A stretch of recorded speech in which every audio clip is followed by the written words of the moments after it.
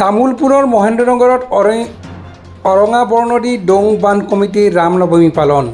তামোলপুৰ জিলাৰ অন্তৰ্গত গোৱাবাৰীৰ মহেন্দ্ৰনগৰত আজি 1932 চনতে স্থাপিত হোৱা অৰঙা বৰনদী ডোং বান্ধ কমিটিয়ে বৰ্ণিল কাৰ্যসূচীৰে 26 সংখ্যক ৰামনৱমী পালন কৰে। কাৰ্যসূচী অনুসৰি পুৱাৰ ভাগত উক্ত অঞ্চলত প্ৰায় 200 জোপা গছপুলি ৰোপণ কৰে প্ৰকৃতিপ্ৰেমী তিলক বাহাদুৰ খৰকাই। ইয়াৰ পিছতে ডোং বান্ধ কমিটিৰ পতাকা উত্তোলন কৰে কমিটিৰ উপদেষ্টা উপেন থাপাই। পতাকা উত্তোলনৰ পিছত উক্ত অঞ্চলত ডোং বান্ধ কমিটিৰ লগত জড়িত প্ৰয়াত কেইবাগৰাকী সমাজকৰ্মীৰ প্ৰতিচ্ছবিত মাল্যাৰ্পণ কৰি শ্ৰদ্ধাঞ্জলি জ্ঞাপন কৰে। শ্ৰদ্ধাঞ্জলি জ্ঞাপন কৰি কমিটিৰ বিষয়ববীয়াই এখন সাধাৰণ সভা অনুষ্ঠিত কৰে।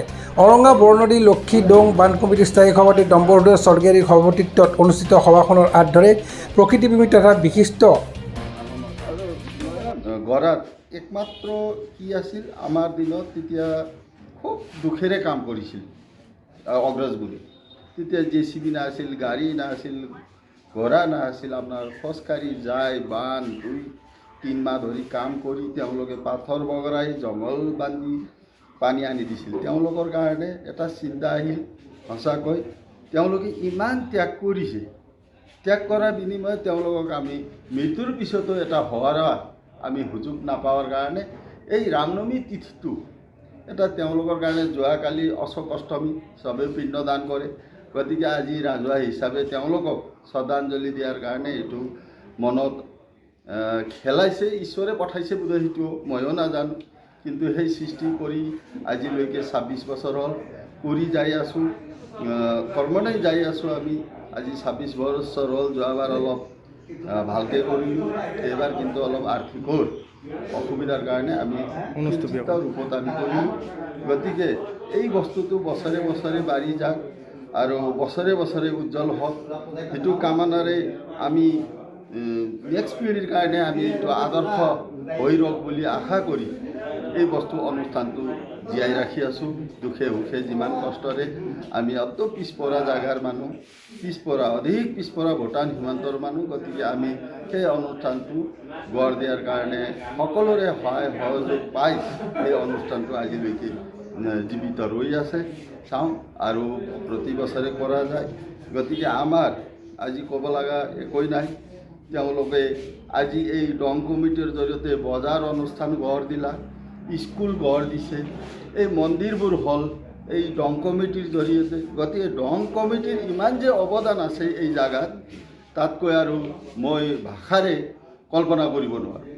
গতিকে তেওঁলোকে ইমান কষ্ট ত্যাগৰ মাজত যে অনুষ্ঠান এই ডং কমিটিৰ জৰিয়তে কৰিছে, এইটোৰ কাৰণে তেওঁলোকৰ কাৰণে আজি আমি কিঞ্চিত ঋণও মুক্ত কৰিব পৰা নাই। কিন্তু মৰাৰ পিছত হ'লেও পাহি ফুল এক ছাতি বন্তি প্ৰজ্বলন কৰি তেওঁলোকে এটা আত্মা শান্তি হওক বুলি মনত আৰাধনা কৰি এইখিনিয়ে কৰি আছোঁ আৰু পাৰামানি। বৃহত্তৰ অৰঙা লক্ষী ডোং বান্ধ কমিটি আছে। এই বান্ধ কমিটিৰ প্ৰতি বছৰেই ৰামনৱমী উৎসৱটো পালন কৰি আহিছে।